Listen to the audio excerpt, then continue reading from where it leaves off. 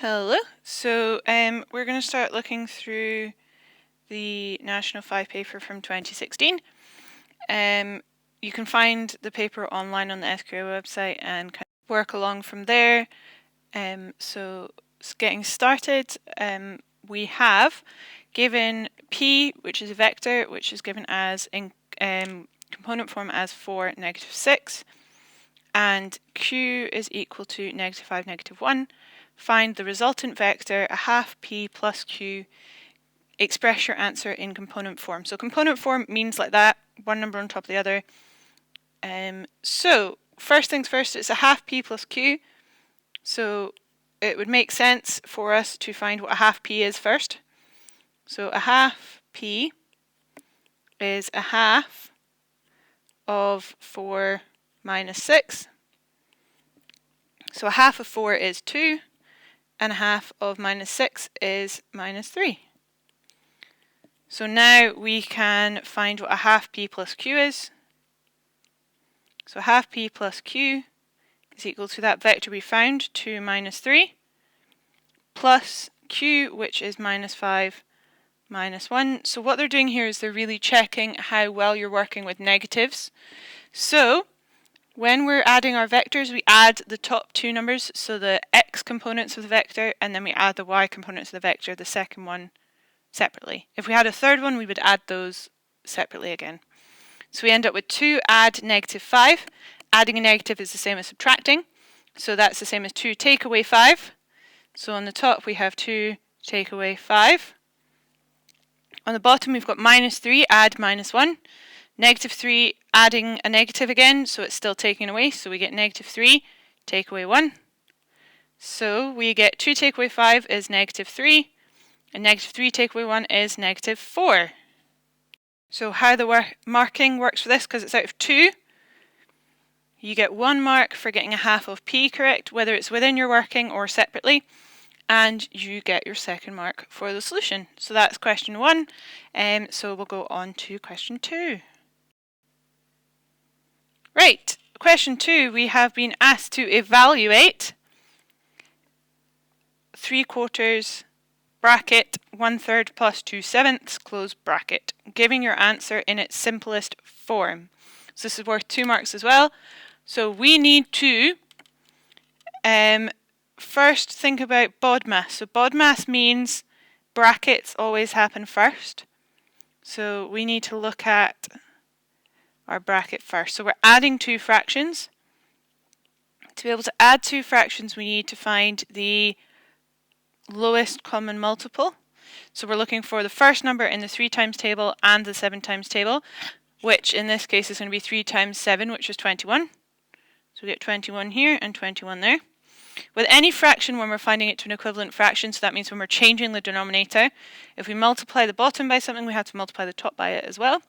So 3 times 7 is 21, so to get the top I have to times that by 7 as well, so we get 7 on there. And then this one, to go from 7 to 21 I have times by 3, so I need to times the top by 3 as well, so 2 times 3 is 6.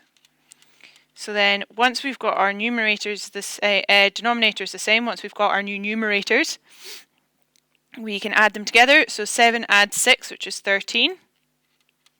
So now, if we have a fraction times by another fraction, that's what this is here. So we've got a fraction outside the bracket, a fraction inside the bracket. We need to simplify these. We can cross multiply if we can. So looking at our 4 here and our 13 here. So if there's any times table that these are both in, we can divide them by it now rather than having to do the multiplication and then divide by it later. Looking here, 3 and 21. 3 and 21 are both in the 3 times table, so I can cross cancel. I'll show you how to do it in a second if we don't cross cancel. So we've got 3 and 21, so they're both in the 3 times table. So 3 is the first number in the 3 times table, and 21 is the 7th. So we can replace them with those, divide them both by 3. So then when we're multiplying fractions, it is top times the top and bottom times the bottom. So we get 1 times 13, which is 13, and 4 times 7, which is 28, which is our final answer. if we hadn't cross-cancelled, so kind of a second method over here. So if we had 3/4 and 13 over 21. We don't want to cross-cancel. We've forgotten that that's what we're doing. So you multiply the top by the top and the bottom by the bottom. So 3 times 13 is 39. And then 4 times 21 is 84. So now, at this point, we need to, because it says simplest form, big clue in our question, we need to simplify this fraction. So here, 39 is in the 3 times table, and 84 is in the 3 times table. A nice way to check if something's in the 3 times table is if you add the digits together. So 8 plus 4, that's 12. And because 12 is in the 3 times table, so is 84.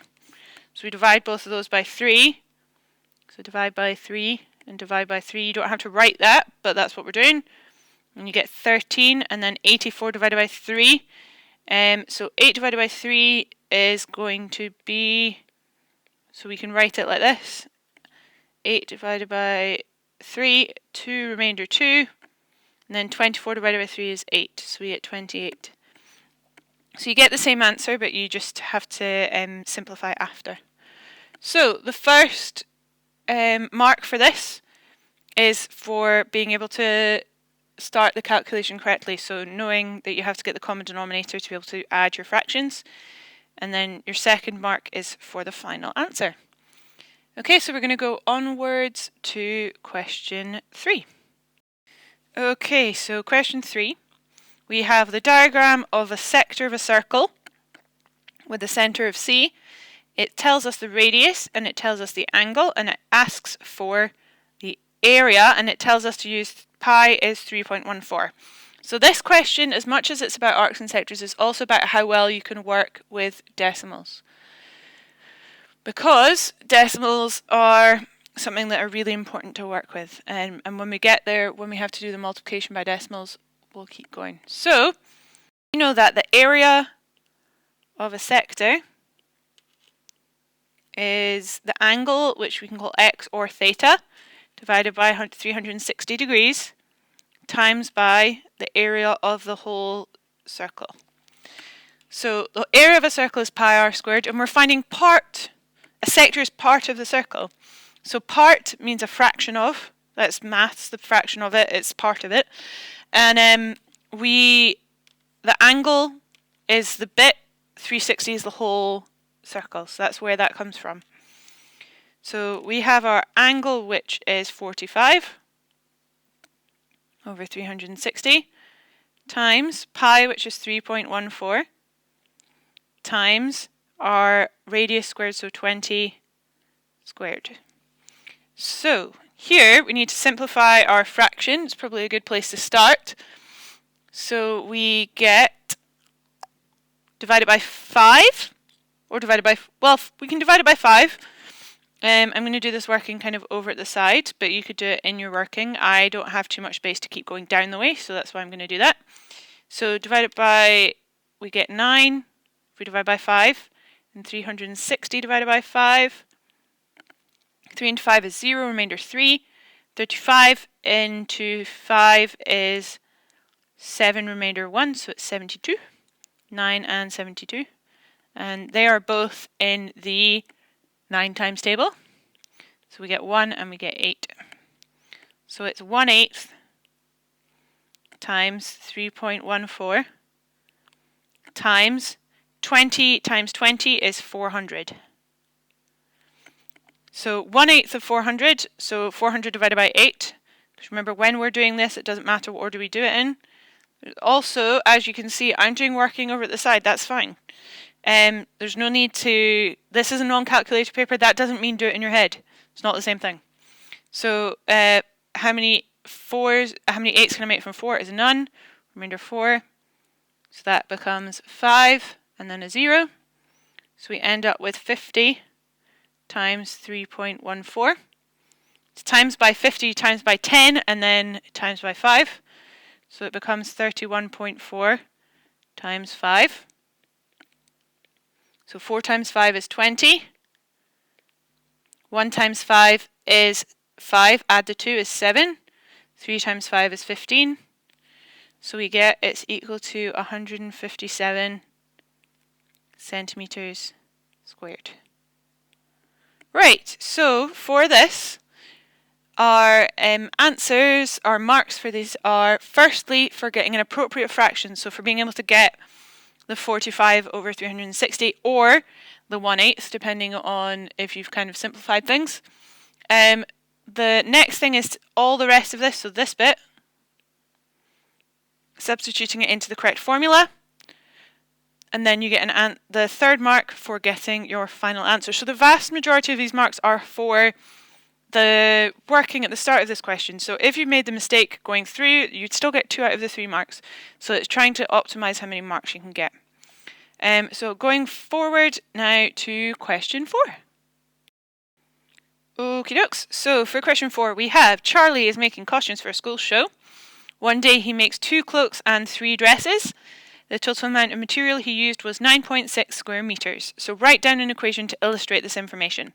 So we are just using that. We can use C for cloaks, D for dresses. It doesn't really matter what letter you use, but those are going to be the most common ones that people will use. And you could use X and Y if you like. It doesn't really matter. So 2 cloaks plus 3 dresses. So instead of writing 2 cloaks and 3 dresses, we're writing it using algebra. So we end up with 2C plus 3D equals 9.6, because it's 9.6 square meters worth of cloth that you need. So that's it. So for part B, the following day he made 3 cloaks and 4 dresses, and the total amount of material he used was 13.3 square meters. So we need to write down an equation to illustrate this information. So 3 cloaks, so 3 and then cloaks, we just write as a C, and 4 dresses, and is a plus, 4 dresses for D for dress, and it equals 13.3 square meters. So it's asked us to calculate for part C the amount of material required to make 1 cloak and the amount of material required to make 1 dress. So we need to know what C is equal to and what D is equal to. So this is simultaneous equations. So write down our equations first. Equals 9.6, and we have 3C plus 4D is equal to 13.3. So to be able to do our simultaneous equations, we need to have either these 2 numbers to be identical or these 2 numbers to be identical. Doesn't matter which one you pick. Either's okay, right? So we're going to go for C. So we're looking for the first, the lowest common multiple, same as we did kind of with the fractions earlier, of 2 and 3. So the number we're looking for is going to be 6.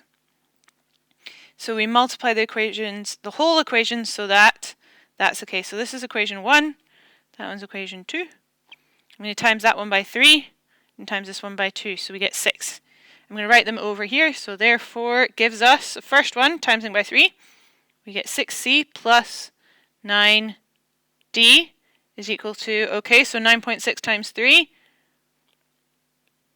Show my working over the side. 6 times 3, 6, 12, 18. 9 times 3 is 27. Add the 1 is 28. So we get equals 28.8. Second one, timesing it by 2. We have 6C plus 8D this time, because it's 4 times 2, equals 13.3 times 2, so 26.6. Okay, so now with these 2 equations, we need to do something to eliminate them. I write it like a chimney sum. You don't have to. We are subtracting them from each other, because 6C, take away 6C, that's going to go away. It's going to go to 0. So we do 6C, take away 6C, which gives us 0. We do 9D, take away 8D, which gives us D.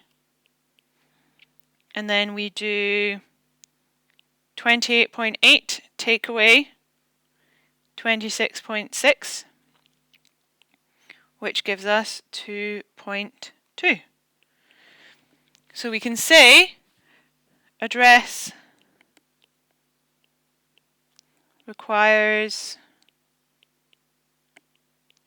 2.2 meters squared.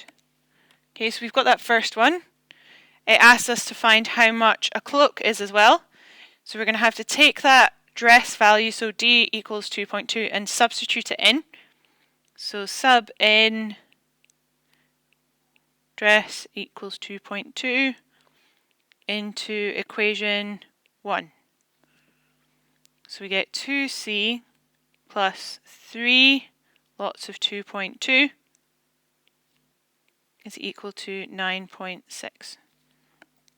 So 2C, 3 times 2.2 is going to be 6.6 is equal to 9.6. Take away the 6.6 from both sides using balancing equations. So we get 2C is equal to 3. So C is equal to 1.5. So it's always worth writing it as a sentence. And a cloak. That looks not quite right because my writing there. I'll fix it. So, and a cloak required 1.5 square meters. Right, so looking at the marks for this question, it's out of 6. First equation, 1 mark. Second equation, another one. You have to show that you have multiplied, so the fact that you've got to these equations here. Whether you have gone for the C's or the D's to be the same, it doesn't matter. You have to have those there. Your methodology, so the subtracting, gets you that second mark in the part C. Getting your values for D and C get you the third one, and you have to write it in terms of square meters to get that fourth mark in that question. So be careful because it said material required, so you can't just say 2.2 because that could be 2.2 anything. You have to actually say the units. You need to write it down as meters squared or you don't get the mark, the last mark there, because they've asked for it, they've given you meters squared, so your answer needs to be in meters squared as well. Okay, so on to question 5. So for question 5, a cattle farmer records the weight of some of his calves. The scatter graph shows the relationship between the age, A, months, and the weight, W, kilograms of the calves. And the line of best fit is drawn. We get told that point D represents a 3-month-old calf, which weighs 100 kilograms. And we have point E represents a 15-month-old calf, which weighs 340 kilograms. So just taking those information from the question and writing it as coordinate points, because it's a graph, we know that whatever we're going to have to do is going to need some coordinates. So we need to find the equation of best fit in terms of A and W and give the equation in its simplest form. So looking at our graph here, on our horizontal axis we've got A, and on our vertical axis we've got W. Normally we would have X and Y. So we can work through with X and Y at least to start with and then change it to A and W at the end, or kind of work through with A and W right from the start. But I'm going to start with X and Y and then change them right at the end. So to find the equation of a line, we need the gradient and a point on the line. So we've got 2 points on the line. We need to find our gradient. So the equation for the gradient of a straight line is m is equal to y2 minus y1 over x2 minus x1. You don't get given this, you need to know it. It is something you need to memorize, as you're very, very likely to get a question about straight lines. Okay, so looking at the x1, y1 and the x2, y2, doesn't matter which coordinate point uses coordinate point 1 and which point uses coordinate point 2, as long as it's x and y and x and y. So if we say D is x1 and y1, then E is x2 and y2. It doesn't matter which one you do, you're still going to get the same answer. It's just kind of trying to make it easier for yourself. So y2 is 340, y1 is 100, x2 is 15, x1 is 3. So we get 240 divided by 12. And 240 divided by 12 is 20. So we know our gradient and we have a point. Again, it doesn't matter which one we use, but it's always going to be easiest to use the one that is smallest. Again, we need to know this. We need to know that y minus b equals m of x minus a. So we pick a coordinate point. So we're going to pick 3 and 100. And those become now a and b. So again, alphabetical a then b. So y take away 100 is equal to 20. X take away 3. So if we multiply our bracket, we get 20x take away 60. And that's still equal to y take away 100. And then if we add 100 to both sides, we get y is equal to 20x plus 40. But we have to write it in terms of w and a. So we can just change the letters because the letters are interchangeable. It doesn't really matter. So therefore we can say that w, because that's what's in the y-axis is the one going up, is equal to 20a plus 40. Right, so for part B, it says use your equation from part A to estimate the weight of a 1 year old calf. They've highlighted in bold year. 1 year is 12 months. So we know A is 12 months. So we can say W is equal to 20 times 12 plus 40. So that is 240 plus 40. So that is 280 kilograms. So that's how much a 1 year old calf would weigh. So for this question, part A was worth 3 marks. You get 1 mark for your gradient. You get 1 mark for substituting incorrectly the point and the gradient into your equation. And then you get your last mark for part A for your equation correctly with the W and the A. And then for part B, it's only worth 1 mark, so it's the 280 kilograms, and that's all your marks for that question. On to question 6. Okay, so we have question 6. Question 6, the most important part in this, it says determine the nature of the roots of the function.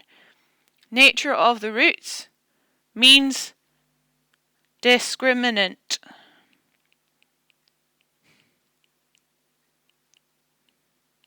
Okay, so if it says nature of the roots, that means we need to work out the discriminant. So to work out the discriminant is b squared minus 4ac. So we need to know what our values of a, b, and c are. So it is the form ax squared plus bx plus c. That's where our a, b, and our c come from. So our a is the coefficient of the x squared, so a is 7. B is the number, coefficient just means the number in front of it. B is the coefficient of x, which is 5. And c is whatever number is on the end, so minus 1.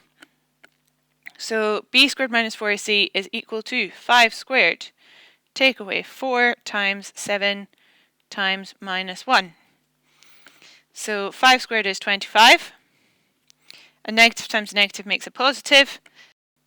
We have 4 times 7, which is 28, and then 28 times 1, which is 28. So add them together, we get 53. So we have our discriminant is equal to 53. So we need to write something down about that. What does that mean? So as b squared minus 4ac, or our discriminant, is greater than 0, the roots are real and they are distinct. So distinct means different. Okay, so our options for this, just so you know, if it's b squared minus 4ac, so our other options, if it's equal to 0, they are real and equal.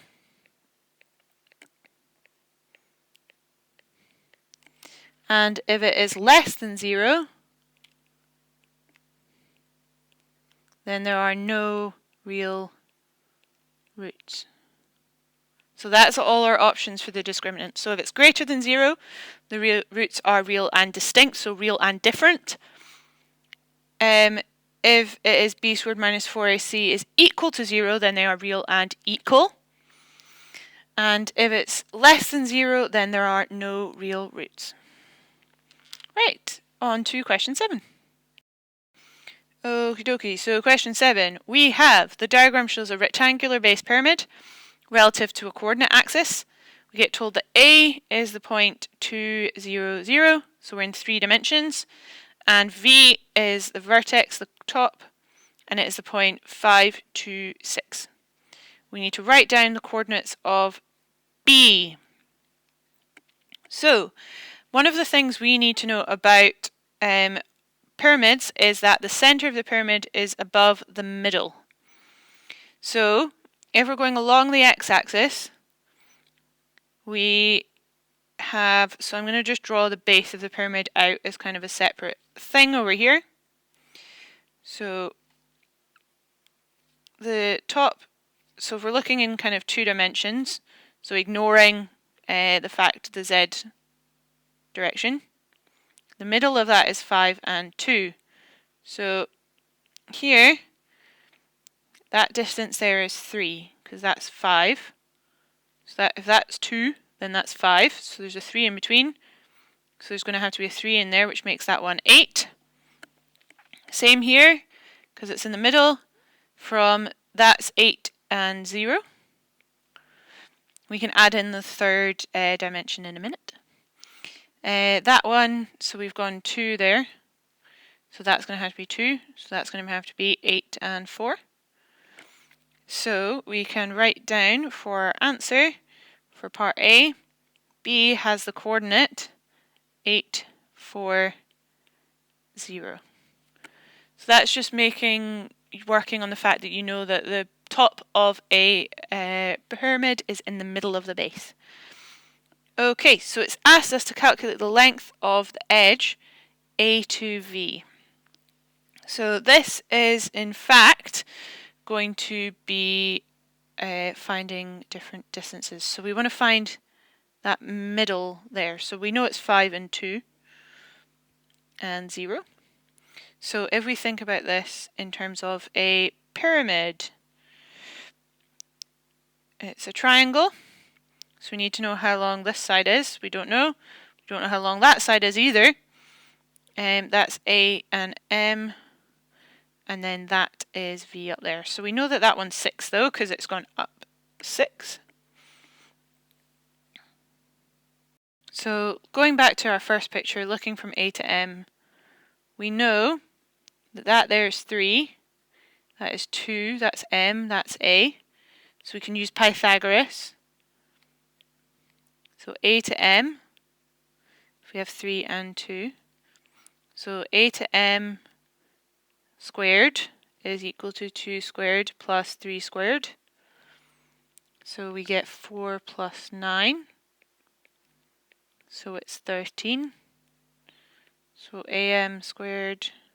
So the distance from A to M is equal to the square root of 13. So I can now fill that in here. So A to M is the square root of 13. So then we can use Pythagoras again to find A to V. So AV squared is equal to the square root of 13 squared plus 6 squared. So using Pythagoras, the square root and squared cancel, so we get 13 plus 36. So we get 49. So A to V squared is 49. So A to V is 7 because we square root both sides. There. Right, so looking at marks for this question, it's just stating the coordinate gets you that first mark there. Knowing how to find a to m. So this bit here and kind of the Pythagoras bit for it there. Knowing how to find a to v using that second triangle, and then the third mark for part B is for getting your answer of 7. This is quite a hard one, using Pythagoras twice to see what's going on. Right, so we will go on to question 8, and we're over halfway there, we're getting there. Right, so keep going, it won't be too long and we'll get through the rest of the questions. Right, so we have solved the equation. 2x over 3 minus 5 over 6 equals 2x. Okie dokes, so writing it out first, 2x over 3 minus 5 over 6 equals 2x. Right, we've got fractions, don't really want the fractions, so we're going to try and get rid of them.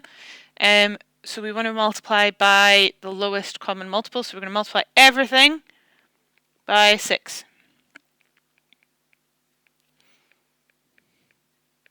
To get rid of that fraction, because 2/3, when we times that by 6, we're going to get a whole number as well. So 6 times 2/3, or 2x over 3, minus 6 times 5 over 6 equals 12x, right? So 6, when we've got a fraction times a whole number, you times by the top, divide by the bottom. So 6 times 2x is 12x. 12x divided by 3 is 4x. So we've got 4x. 6 times 5 over 6 is just 5, equals 12x. So now we have something that looks a lot nicer. So we can then subtract the 4x from both sides. So we get minus 5 is equal to 8x. Lots of people don't like writing it that way, so write it down the other way. 8x is minus 5. So therefore that gives us, so we divide both sides by 8, x is negative 5 over 8. Right, so this 3-mark question, first mark is for multiplying everything through by 6. Rearranging to get this is our second mark, and then knowing to divide by the 8 to get your answer is the third one. So nothing there, like once you realise that you've got to multiply by the 6 to get rid of the fractions, nothing there is too bad. Okay, so if you're not sure what number to multiply by, and you've got multiple fractions, multiply by one of the denominators and then the other. So if you had 2 and 3 and you can't remember what to do, multiply everything by 2 and then multiply everything by 3, and that will get rid of all your fractions in your equations when you're solving kind of algebraic fractions like that in an equation. Okay, so on to question 9. Right, so we have a function and it's asked us to write it with a rational denominator. So we have f of x is defined by 2 over the square root of x, and we need to write f of 5 as a fraction with a rational denominator. So first, f of 5, that means wherever you see an x in the equation, you write a 5. So we get 2 over the square root of 5. So we don't want the square root on the bottom. That's a rational denominator, means no roots as part of your denominator. So to do that, we need to multiply it by, we take that same fraction and we write it, the same fraction, the same third, and write it as both the numerator and the denominator of a fraction to multiply to get rid of it. So we end up multiplying by the square root of 5 over the square root of 5. And so the top, we get 2 times the square root of 5. And the fact that the square root of a times the square root of a is equal to a gives us the square root of 5 times the square root of 5 is 5. So any square root times by itself gets rid of the square roots and just leaves you with the number that is part of the square root. So for this one, the first mark is for this correct substitution here of 5 into that equation. And then the second mark is for getting 2 root 5 over 5. So nice, not too bad question. through the paper at question 9. So going forward, last 3 questions to go. So question 10 coming up next.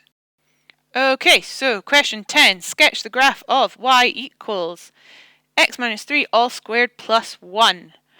Show on your sketch the coordinate of the turning point and the point of intersection with the y-axis. So that's telling what we need to do. So we need to know what the turning point is, and we need to know what the y-intercept is. So it's been very nice in telling us these things. Because it's given it to us in completed the square form and it's not told us about roots or anything, we don't need to find them. So the turning point we find looking at this in here. The x coordinate for our turning point comes from this bracket. The number in there, you change the sign, and that becomes your x coordinate. So there, because it's a minus 3 in the bracket, our turning point is 3. And then the y part of our turning point comes from whatever's being added on at the end. So plus 1, so that stays the same, that doesn't change. So it's plus 1 in there. So I don't know why I wrote that plus in there. So the turning point is just 3, 1. So when we're sketching our graph, we know that's going to have to be our turning point. 3, 1. So our y-intercept, that is when x is equal to 0. So for any graph like this, where it crosses the y-axis, x is equal to 0. So you can substitute x is equal to 0 into that equation to get it. So y equals 0 take away 3 squared plus 1. So we get negative 3 squared, because 0 take away 3, negative 3, plus 1. So negative 3 times negative 3. Any negative times another negative makes a positive, and 3 times 3 is 9, so we get 9 plus 1. So we have 10. So we've got the point 0, 10. So we've got our 2 points for a graph that it's asked for. So we need to draw this. Just because it's asked for a sketch doesn't mean we don't use a ruler. So we have x and we have y. We don't really need any negatives if we look at the values we have. Okay, so we have the point 3, 1, somewhere roughly like this. Knowing that this is a sketch, so you're not using boxes. See, I've got completely blank paper and I'm still drawing it. It's not about 1 box is 1. In the exam, you're not going to have square paper. Even like if you've got square jotters at the minute for your work, that's not what you're going to have in the exam. So you're going to have to get used to drawing these sketches on blank paper. And then our y-intercept 0, 10, somewhere up here. Make sure when you're doing this, be reasonable. Don't make the point 3, 1 in the wrong quadrant of your coordinate diagram. Don't make 10 really, really close to 0. Try and make it so that it makes sense. And when, as a rule for me anyway, when I'm drawing these, I try and draw it like this. So if you're watching little tiny bits, little tiny lines, because it's a curve, it's not a straight line. The parabola, or the quadratic graph, is a curve. You can't draw it. You can draw it by like straight lines, but if you do little, like lots of little lines like that, you're going to get something that looks better. It's a nice curve and it looks right, rather than looking like you've just drawn 2 straight lines. It's not a V.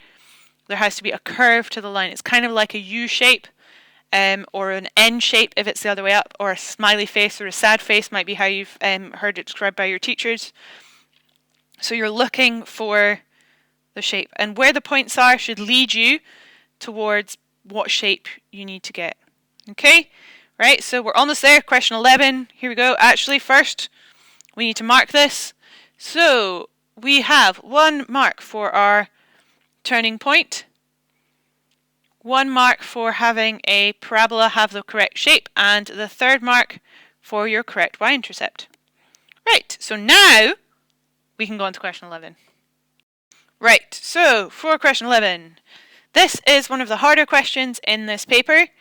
I will admit that, and it's something that some people kind of really, really struggle with, is solving these trigonometric functions, expressions even. So we have tan, however, it is only worth 2 marks, so it's not anything to get too freaked out about if it's something that like you really just don't get. So tan squared x cos squared x, and we need to simplify it. So one of the trigonometric things we should know is that tan x is equal to sine x over cos x. The other one we should know is that sine squared x plus cos squared x equals 1. So those are the two things at National 5 that we need to know. So we need to know that tan x is sine x over cos x, and that sine squared x plus cos squared x equals 1. So the sine squared x plus cos squared x equals 1 isn't going to help us for this one, but the tan x is. So if tan x is sine x over cos x, tan squared x is going to be sine squared x over cos squared x. So we can write that into here. So we have sine squared x over cos squared x times by cos squared x. So here, timesing a fraction by a whole number, it's the equivalent of that. I know they're both, it's all trigonometric terms, but it still works the same. So we end up with sine squared x cos squared x over cos squared x. And then because that's times on the top, we can cancel those from the top and the bottom, leaving us with the answer of just sine squared x. So the 2 marks here, one is for knowing to use that tan x is sine x over cos x, and then the second mark is for putting it into it properly and simplifying to your answer. So even in this question, if you weren't sure kind of what to do, knowing that tan x is sine x over cos x and writing it down, write down everything you know that could help you, and that might be something that will get you a mark. Like I kind of said earlier, it's about maximising the marks you get and being clever if there is something you struggle with. So writing down tan x equals sine x over cos x, and knowing that is what you're going to have to use. Right, last question, question 12, here we go. Okay, so they've left a very nice question for last, right? Which of course is always what they're going to do. So we have, for part A, it asks us to find an expression for the area of a rectangle. So area of a rectangle is length times breadth. So it is x plus 8 times by 2x plus 1. It doesn't ask you to multiply anything out, so we're good.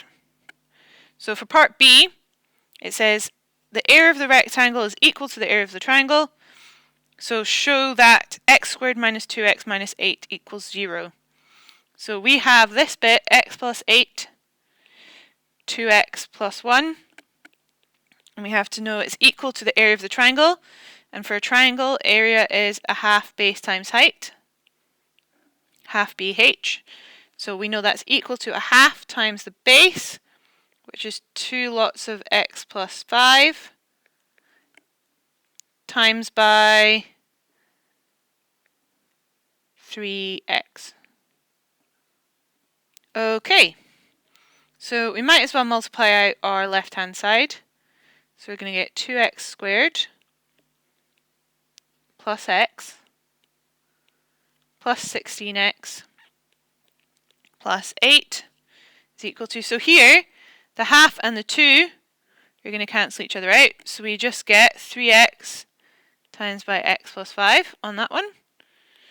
It's handy, the x and the half, the 2 and the half cancelling out.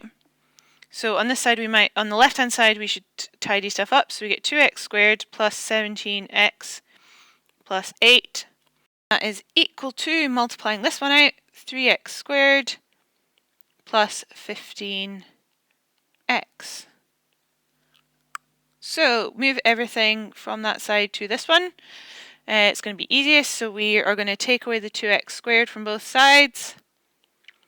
So we're going to get 17x plus 8 is equal to x squared plus 15x.